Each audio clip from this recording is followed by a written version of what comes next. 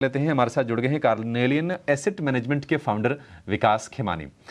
विकास जी, बहुत शुक्रिया आपका समय देने के लिए। स्वागत है आपके 18 स्वदेश पर। विकास जी, अगर हम चुनाव से शुरुआत कर लें, 7 चरणों में चुनाव का ऐलान हो गया है। 1 महीने 1 दिन यहाँ से पहले फेज की वोटिंग रह गई है, तो निश्चित तौर पर लोगों की नज़र ना बाजार पर भी रहेगी और जैसे जैसे चुनाव प्रोसीड करेंगे हर फेज के हिसाब से वो व्यू भी बाजार पर बदलता जाएगा। आप जरा बाजारों के लिहाज से जरा बताइए, चुनाव को ध्यान में रखते हुए कि यहाँ से स्ट्रेटजी किस तरह से बना के रखनी चाहिए।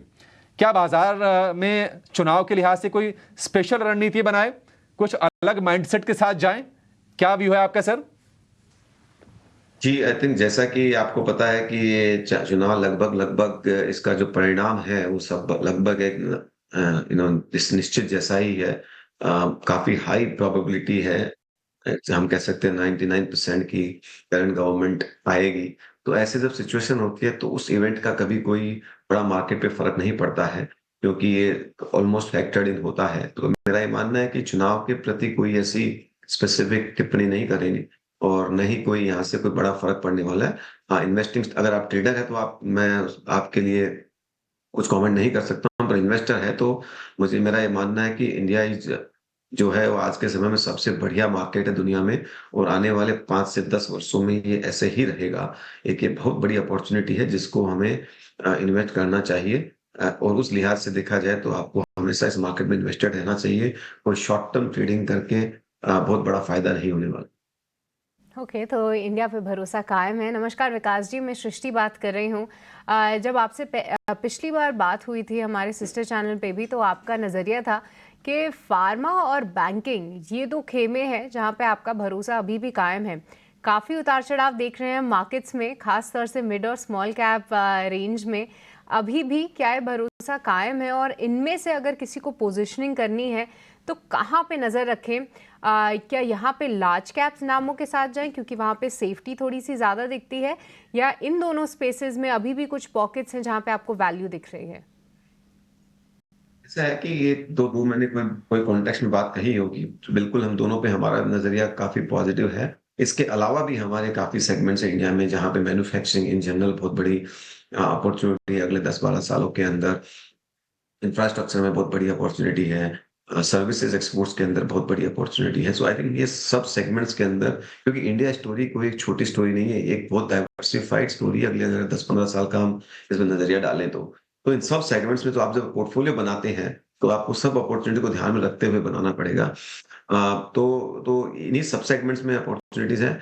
Banking and financial services of course largest sector मेरे ख्याल से है जो वेल्थ क्रिएट करेगा, absolute amount of large wealth also, क्योंकि कोई इकोनॉमी इतनी बड़ी नहीं बन सकती है सेक्टर के बिना ग्रो किए हुए। तो ये सेक्टर बिल्कुल ग्रो करेगा।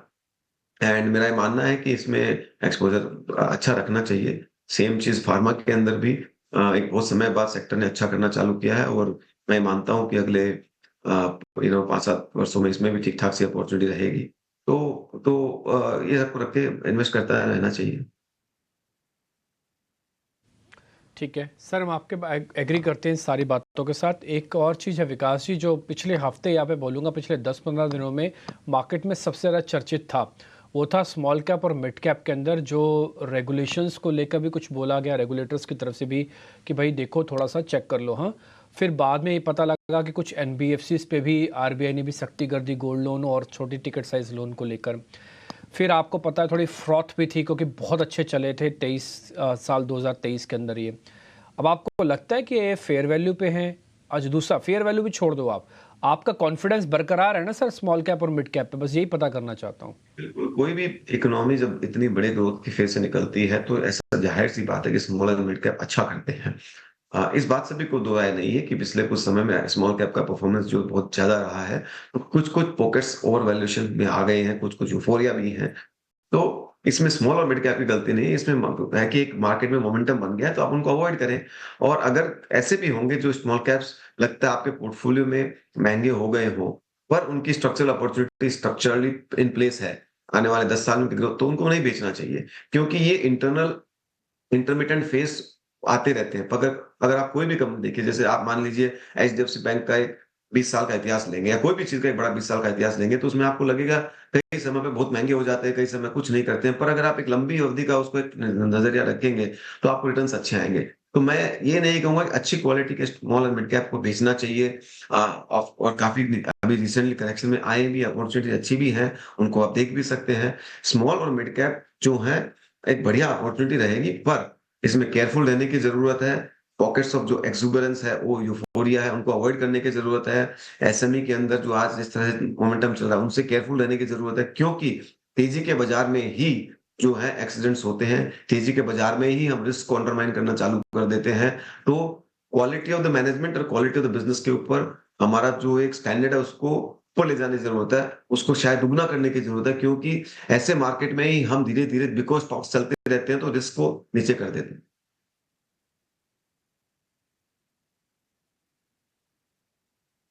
ठीक है। विकास जी, एक चीज़ बताइए कि जिन पॉकेट्स की आप बात कर रहे हैं कि जहाँ पे एक्सुबरेंस से थोड़ा उसको ध्यान रखना चाहिए, तो आपसे यही जानना चाहेंगे कि आपके हिसाब से अभी कौन से सेक्टर्स या सेगमेंट्स ऐसे हैं जहाँ पर वैल्यूएशन हाई हो गए हैं, थोड़े रिस्की हो गए हैं, वहाँ हाथ अब नहीं जलाना चाहिए, और कहाँ पर आपका अभी भी कॉन्फिडेंस है, जहाँ पर रीजनेबल है, जहाँ पर कोई दिक्कत नहीं है?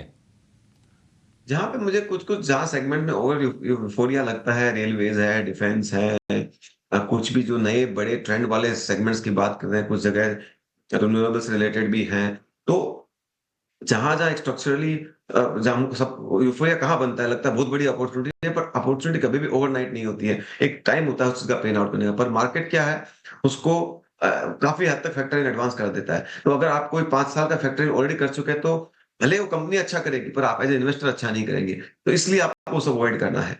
तो जहाँ-जहाँ मैं कहता हूँ कि अगले 5-7 साल का नंबर ऑलरेडी मार्केट वैल्यूएशंस में आ चुका है, उन सब सेगमेंट्स को, सेक्टर्स को अवॉइड करना चाहिए। और ये भी नहीं माने, आप देखेंगे तो कोई भी आप प्रोजेक्शन करते हैं कि हर साल बिज़नेस 20% बिना कोई रुकावट के गिरेगा, चलते रहेगा। बिज़नेसेस जो हमेशा हमेशा होते हैं, साइकिल में चलते हैं, चाहे कितनी भी अच्छी कंपनी हो, कितना अच्छा सेक्टर हो, एक मिनी और मेजर साइकिल हर सेगमेंट और सेक्टर में आती है। उनको ध्यान रखते हुए देखें, कोई भी आप प्रोजेक्शन को बना के देखते हैं कि फैक्टर इन करते हैं, तो ये मान के चलें कि कोई भी कंपनी एक एक्सेलरेटेड पेस में बहुत लंबे समय तक नहीं ग्रो कर सकती है। उस रिस्क को ध्यान में रख के फिर इन्वेस्ट करें। ओके, पर विकास जी, जाते जाते आपसे पीएसयूज पे भी राय जानना चाहेंगे। देखिए, एक ज़बरदस्त रनअप हमने वहाँ पे भी देखा, और आपका कहना है कि अगले 5 से 7 साल में जो वैल्यूएशंस ऑलरेडी नंबर में आ गई हैं, उनसे थोड़ा बचना चाहिए। पीएसयूज अभी वैल्यूएशन के लिहाज से आपको कैसे दिख रहे हैं? क्योंकि साथ ही साथ आप इंफ्रा, पावर जैसी थीम्स में भी पॉजिटिव है, तो क्या पीएसयू बास्केट में कुछ ऐसी थीम्स आइडेंटिफाई करने के अभी भी मौके बने हुए हैं, या फिर इतने रनअप के बाद थोड़ा सा बचने की राय देंगे? पीएसयूज़ के अंदर एक काफ़ी हद तक का एक अंडर वैल्यूएशन था, जो करेक्ट हुआ है। मुझे नहीं लगता है कि यूफ़ोरिया की ज़ोन में गए हैं और एक्सुबरेंस की ज़ोन में गए हैं। पर हाँ, इतना बड़ा चलने के बाद में थोड़ा बहुत करेक्शन होना, कंसोलिडेट होना स्वाभाविक है। तो आपको शायद शॉर्ट और मीडियम टर्म में रिटर्न्स ना दिखे, पर एंड अगेन मैं पीएसयू को एक ब्रॉड बास्केट में नहीं कह सकता, क्योंकि है पीएसयू हर सेक्टर में होते हैं, इन अलग-अलग सेगमेंट्स में हैं। तो सेक्टर को भी ध्यान रखना पड़ता है। जैसे कि हमारे पास बीएसयू बैंक्स के अंदर काफ़ी एक्सपोज़र है। हमें लगता है यहाँ से भी री-रेट होने की काफ़ी संभावनाएँ हैं। इसलिए हम बेच नहीं रहे हैं। हम अभी भी स्टॉक ने अच्छा किया है, पर स्टिल हम अभी भी इन्वेस्टेड हैं उनके अंदर, आने वाले समय के अंदर। पावर सेक्टर्स के अंदर हमें लगता है अभी भी अपॉर्च्युनिटी है। हो सकता है स्टॉक्स 6 महीने और ना चले, पर अगर मैं 3-4 साल का नज़र रखूँ, तो यहाँ से भी अपॉर्च्युनिटी काफ़ी है। ठीक है। विकास, आप काफ़ी डिसिप्लिन्ड इन्वेस्टर भी माने जाते हैं, और आपके बारे में ये भी मार्केट के अंदर है कि आप जिस चीज़ को अच्छे से पकड़ते हैं, उसकी वैल्यूएशन को अच्छे से जज कर लेते हैं और बाद में होल्ड भी करते हैं। मैं इस समय 2024 के अंदर, क्योंकि जो पहले 3 महीने हैं थोड़े वो वॉलेटाइल भी हैं और थोड़े ट्रेडर्स के लिए उतने अच्छे नहीं रहे। मैं अगर आपसे लेसन्स के तौर पर पता करना चाहूँ, तो 2 या 3 लेसन्स ये इस पूरे साल हम जो रिग्रेसली फॉलो करें, वो क्या हो सकते हैं जो हमको रिग्रेसली फॉलो करने हैं? 2 या 3 लेसन्स जो हमको फॉलो करने चाहिए इस साल कम से कम। जी, बिल्कुल। सो आई मीन इस साल और कभी भी हमेशा ही, क्योंकि investing is all about discipline. तो सबसे पहले तो वहाँ जहाँ सबको भागना है, सब में एक मोमेंटम बना हुआ है, भेड़-चाल चली हुई है, वहाँ जाने से कभी पैसा नहीं बनता है, क्योंकि वहीं पे आपको pockets of over valuation euphoria मिलेगा। टिप पे बिल्कुल ना जाएँ। अगर कोई मान लीजिए कंपनी डिफेंस में है, इसका मतलब नहीं है कि वो सक्सेसफुल होगी। डिफेंस भले चले, पर डिफेंस में ज़रूरी है वो कंपनी सक्सेस होगी नहीं होगी। अभी क्या हो रहा है, किसी ने अपने नाम में डिफेंस लगा दिया, मतलब एक चाल बन जाता है कि उसमें सब लोग इन्वेस्ट करें। तो अपना काम ज़रूर करें, बिज़नेस को समझें, मैनेजमेंट को समझें और यूफ़ोरिया से दूर रहें, क्योंकि जहाँ-जहाँ मार्केट में बड़ा पैसा कहाँ बनता है, जहाँ आप दूसरे लोगों के नज़रिए से हट के नज़रिया रखते हो। चाहे रिटर्न को लेके हो, चाहे रिस्क को लेके हो। आज रिस्क का जो फंडा है, वो आप काफ़ी डाइल्यूट हो चुका है। तो मैं कहूँगा इस साल आप रिस्क के फंडे को थोड़ा ज़्यादा रखें, क्योंकि लोग कम देख रहे हैं उसको। जहाँ लोग कम देख रहे हैं, वहाँ पे ध्यान रखेंगे तो आपको फ़ायदा होगा। और दूसरी बात ये कहूँगा कि कॉमन सेंस और फंडामेंटल्स पे ही ध्यान दें, सुनी-सुनाई बातों पे ध्यान न दें। और तीसरी बात ये कहूँगा कि जब सब लोग पैसा बना रहे हो, कई बार अगर आप नहीं बना रहे हो, it is okay to have left out feeling, never invest out of FOMO, because जब आप हमेशा फोमो से इन्वेस्ट करते हो, तब आपसे गलतियाँ होती ही होती है। तो मैं बस ये 2-3 चीज़ें आपको कहना चाहूँगा। अदरवाइज़ इन्वेस्टिंग में अगले 10-15 सालों में इंडिया में इतना पैसा बनेगा, शायद हम लोग सब अपने आप से सरप्राइज़ हो जाएँगे। विकास, बहुत बहुत शुक्रिया, थैंक यू वेरी मच। अच्छा लगा आपसे बातचीत करके। एक्चुअली यही जो आपने लास्ट में वर्ड बोले हैं ना, यही तो आपकी खूबसूरती है और यही खूबसूरती हमको चाहिए भी थी। तो आपने अच्छे से हमको गाइड किया सर, इसके लिए बहुत बहुत शुक्रिया। थैंक यू वेरी मच विकास खमानी। जल्दी आपसे वापस मुलाकात होने जा रही है। बहुत बहुत शुक्रिया सर, थैंक यू वेरी